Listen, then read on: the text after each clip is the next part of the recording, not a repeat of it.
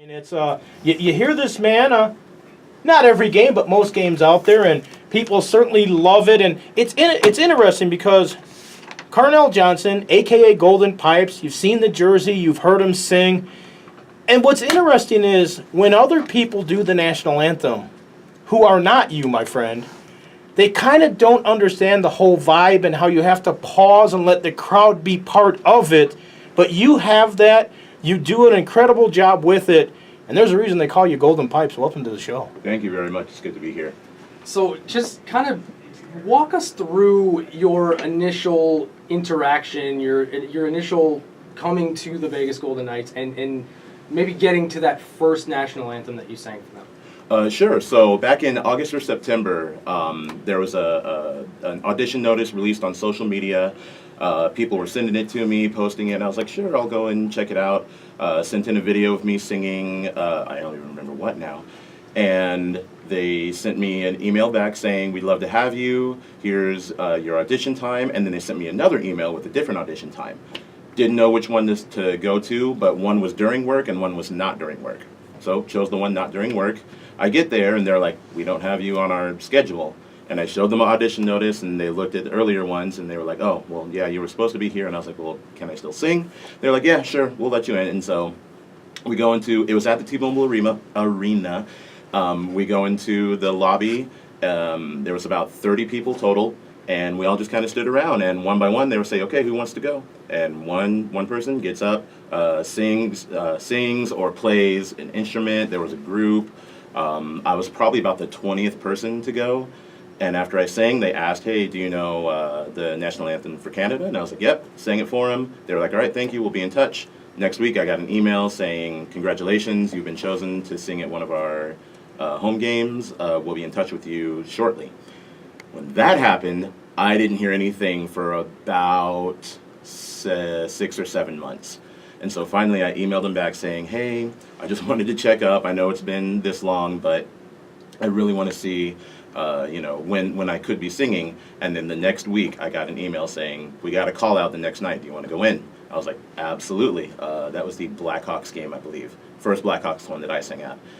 Came in and they were like, you sounded amazing, thank you so much. Next week, got a call, went in for one of the Canadian teams.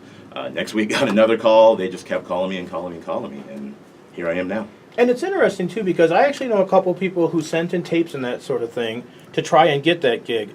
And they told some of them, it's like, I know one girl who made it through a couple rounds. She got into the thing, and she was kind of like on a not a waiting list, but if there's an emergency or something like that, she might be one of the alternates. But they were kind of told that it's like, okay, we have enough for the entire season, but then if the night that you were going to sing it, if a Paul Schaefer comes in to play the organ or Celine Dion wants to come in or something like that, you might get bumped.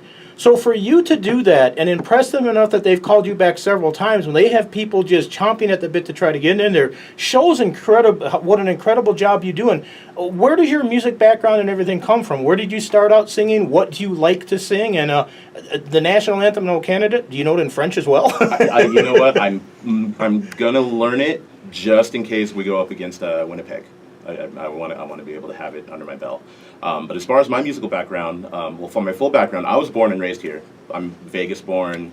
Went to college here. Went to high school here. Was in choir through all of that time. I actually have my bachelor's degree in music education. And while I was going to college, I was classically trained in opera. That's where my big voice comes from. That, and I have a really large noggin.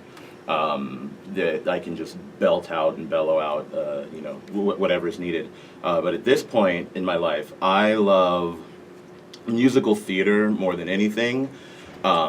It's just been a passion of mine, and to go out there and do something different as the national anthem, I take my background in opera and I take my love of musical theater and actually merge the two to give it the sound that I give it in the arena. So what's your favorite musical then? Because Clayton and I were talking the other day when they did Jesus Christ Superstar recently on NBC. That's one of my favorite musicals, and I thought they did a tremendous job.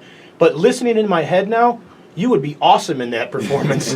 It's funny you say that because last year we did a production here for a local charity, and I was the guy with the braids in his hair, Norm Lewis. I was him. I played him in the show. So I've done Jesus Christ Superstar once before, but my favorite musical of all time now is the one that everybody raves about and everybody loves, and that's Hamilton. Interesting. Okay. So So, are you aware, Carnell, of kind of the following that you have now on Twitter, and the fact that you are being pushed into this situation where people want to hear you sing the national anthem before every single game? Yeah, it's been one of those things where, I mean, first it was a lot of friends were saying, you know, oh, I know people who saw you, they said you did an amazing job. They love how you just sing the song, you don't try to do any embellishments, you don't, you know, put the finger up in the air and wave it around and do all this other stuff. And then it got to people I didn't know were messaging me and saying, I'm sorry to bother you, but I just think you did great. They started putting me into different social media outlets, and more people were just starting to follow me and starting to retweet and post my, you know, if they were just watching it on their TV, they would film it on their phone on the TV, and then they would post it, or they would put up the, you know, sometimes the professional broadcast of it, and it just started, you know, gaining like a snowball effect, just gaining, and it's one of those things where it all happened really quick, and I just kind of had to take a step back every now and then and just be like, whoa, what's going on? Let me make sure I stay grounded, and I thankfully have a lot of friends and family that make sure that I don't, you know, try and jump up into the limelight. Well, I remember after you sang it for the very first time, the very next day, I emailed Johnny Greco, and I was like, that guy's fantastic. And you're the only person that I've emailed that to him for the entire season. Thank you. And we wonder, like, what has sort of people getting to know you through the nights done for the rest of your career and the rest of what you're trying to do musically? It's definitely it's starting to open doors. I can say that. I've been approached through some local businesses here saying, hey, we love what you do. We want to use your talents in some way. We don't know what way that is yet, but we'll get back to you. I've had a couple of interviews already, one with the local sports writer here, one actually for my job. I work over at the Venetian as a singer, of course, and yeah, it's just starting to gain traction. I've even gotten a couple of invites from Jim Cornelison. He's the singer for Chicago, I believe it is, and he's been their singer for a long time. People are starting to compare me to Renee Rancourt. There's one for the Stars, I can't remember her name, but she friended me on Twitter too. All of these people are just starting to see, hey, you know, Vegas has this team, and they're, you know, all these other teams that have been around for years and years and years. Here's Vegas coming out, and they've already got this guy who may or may not, I don't know what, may be a staple for them for the beginning of their games. you know, it's interesting too because you mentioned that the first game you did was a Blackhawks game, and that's the first thing that popped into my head because I'm originally from Chicago. I used to go there back in the day when Wayne Mesmer sang the national anthem, and he was absolutely incredible. And every time I would hear somebody, I'd compare him in my mind to him, and nobody, quite frankly, in my opinion, reached up to that. When I heard you, I was like, wow, there's somebody as good as Wayne Mesmer, which to me just blew me away. When you get out there and you see that, do you watch other people's versions? Do you look at other things, or do you just go out there and do your thing and, you know, just get the crowd into it? Because as ramped up as the crowd at T-Mobile is, and it's even more so in the playoffs, that's got to make you feel good knowing that you're kind of a big part of that because you start the ball rolling. Yeah, it was one of those things. I didn't look at anybody beforehand. I actually, you know, being from Vegas, born and raised, we haven't had any pro sports teams. We've had great college teams. We've had some good, you know, the Wranglers, the 51s, but it was never like something that I latched onto. And so once we got this pro team here, I was with everyone else at the beginning. I was like, what are they doing putting hockey here and calling it the Golden Knights? Like, I wasn't on board at first, but after I watched, and you know, especially what happened in October, and them just coming out and bringing everybody as a community together, I finally latched onto it and I started paying attention. And once I got the opportunity to be a part of that, it was one of those things where I was like, I'm going to use my training. I'm going to use my goals, my profession. I'm going to go out there and do the best I can. I don't want to sound like anybody else. I want to sound like me. And so the best thing was just to walk out there, not check anybody out, just do it. That's all I can say. And you mentioned that, and obviously the Vegas fans shouting the word night during the national anthem, that's become their thing, their rallying cry. And you do something that I don't think any other singer has done this entire season. You let that moment shine. How difficult is it for you to just know how long to let that breathe?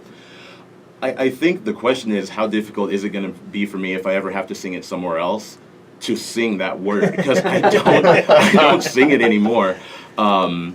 It's one of those where you just have to listen to the crowd. The first time I did it, it wasn't as long, and not to say that it wasn't as energetic. It just, who thought we'd be here at the second round of the playoffs now? And so the first time I did it, I was warned about it by a couple of friends who had gone to some games. So I paused, I put the mic down for a second, and I just heard it, and I was like, a split second, I was like, okay, back to singing. But now it's gotten to the point where, it's almost a good full 2 seconds that I just stop because they're screaming that word. Well, the interesting thing about it, too, is when they started doing that, you would hear a little bit of, it wasn't really totally in sync with whoever else was doing it before. You'd hear some people saying night, and then when they're saying the end of the word, other people are starting it or whatever. It was like the crowd didn't know where to do it. Because you know how to let it happen and make it breathe and make it their moment, it seems like everyone's now on the same page, and kind of like Carlson, Marshall, and Smith, who have come out and just been an incredible line. You are like the center of the line with the audience there, singing the national anthem, and now everybody's on the same page, and it sounds like it's a rehearsed thing. Like 18,000 people plus you have gone, okay, this is the way we do it here in Vegas. I think the best part about that is when you have other teams coming in and they're sitting amongst us, like they're just hearing this loud crowd behind them, and they're just like, oh, they're here to play. This isn't just some wishy-washy team. They're here to fight. And what are the moments like for you as you're walking out and you see the arena, you see all the fans? Do you get nervous? Man, the first time, my right leg started shaking uncontrollably. I didn't think I was going to pass out, but I didn't know if I was going to hold myself up. And I've sung the national anthem before, for a couple hundred people, maybe up to 500. But this is an arena of, 18,000 people, and it's being broadcast on, national television. And so the first time, walked out there shaking, nervous, cold, because it's really cold down there. And, once I got through it, I have to say each time after that, it's gotten easier, not just because of the amount of time I've done it, but because of the crowd and their now welcoming cheer when I do walk out onto the ice. It's a great feeling. I imagine that hockey probably something a little foreign to you going into the season, being born and raised here. How is your hockey IQ now? Would you consider yourself a full-fledged hockey fan? I would say that I'm a fan. I would not say full-fledged yet because I'm still learning about the game. I still don't know what the heck icing is. I love going to the games. I can see a penalty when it happens down on the ice. But I think it's going to take me a couple months to really understand the full game. Yeah, so like when the referee's arm goes up, he goes, well, I know it's a penalty. I don't know if it's roughing or slashing or hooking or something, but somebody did something bad out there.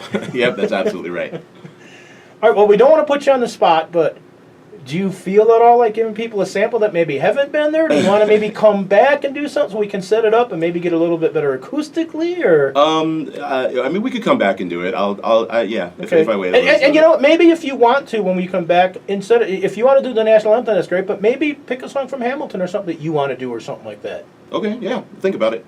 So because like I said, we don't want to put you on the spot, but we do appreciate you being here and that. And when you go out now and you are seen like that, do you have any idea like how many YouTube hits and that kind of stuff you have or anything? Because I'm imagining that your videos have gone kind of viral.